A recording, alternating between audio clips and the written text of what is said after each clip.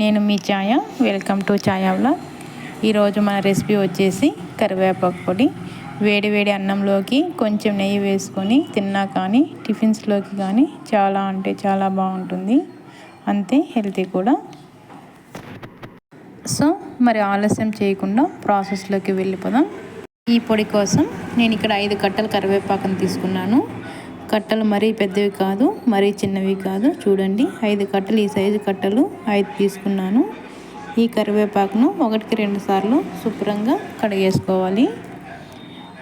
ఇలా శుభ్రం చేసుకొని ఒక 15 నిమిషాల పాటు జాలిగిన్నెలో వేసుకున్నామంటే నీరంతా వడారిపోతుంది. నీరు వడారిన తర్వాత ఒక కాటన్ క్లాత్ పైన ఈ ఆకును వేసుకొని పల్చగా వేసి బాగా ఆరనివ్వాలి. ఎండలో పెట్టకూడదు, కింద కానీ నీడలో కానీ ఆరబెట్టుకోవాలి.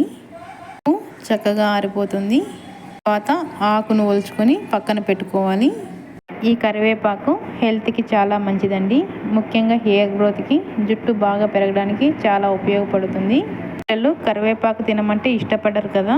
చక్కగా పొడి చేసి పెట్టుకొని అన్నంలో, వేడివేడి అన్నంలో మొదటి 2-3 ముద్దలు కొంచెం నెయ్యి వేసి పెట్టండి. వద్దు అనకుండా తినేస్తారు, అంత రుచిగా ఉంటుంది.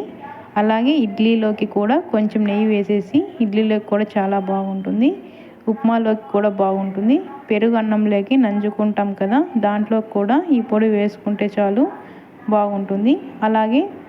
అలాగే వంట చేసే ఓపిక లేనప్పుడు పిల్లలకి లంచ్ బాక్స్లోకి ఈ పొడి వేసేసి కలిపేసి పెట్టేసి కొంచెం పెరుగన్నంలోకి కూడా పెట్టేశారంటే ఇంతకంటే హెల్తీ కర్రీ కూడా ఉండదు.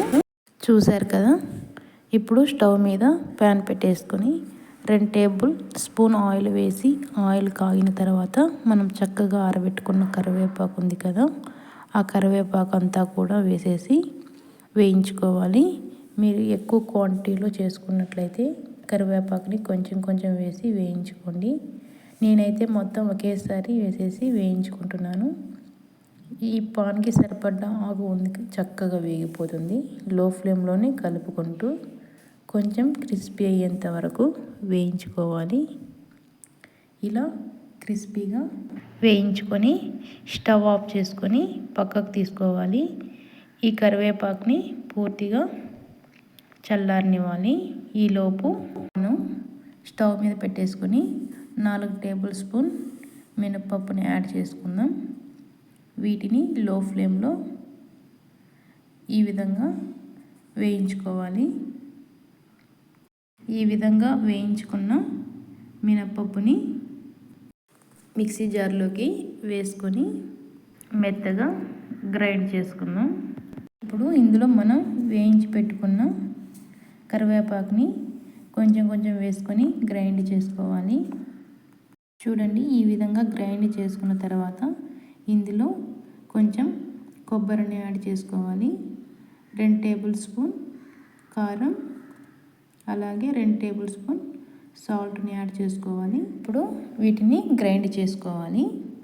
చూడండి, ఈ విధంగా ఉండాలి, అంతేనండి. ఎంతో కమ్మని కరివేపాకు పొడి రెడీ అయిపోయింది. ఎప్పుడు చేసినా కూడా చాలా అంటే చాలా రుచిగా వస్తుంది. మరి ఇంకెందుకు ఆలస్యం, మీరు కూడా ఈ కొలతలతో కరివేపాకు పొడిని తప్పకుండా ట్రై చేయండి.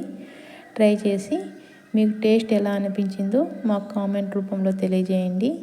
ఈ వీడియో మీకు నచ్చినట్లయితే లైక్ చేయండి. మీ ఫ్రెండ్స్కి, రిలేటివ్స్కి షేర్ చేయండి. Thank you.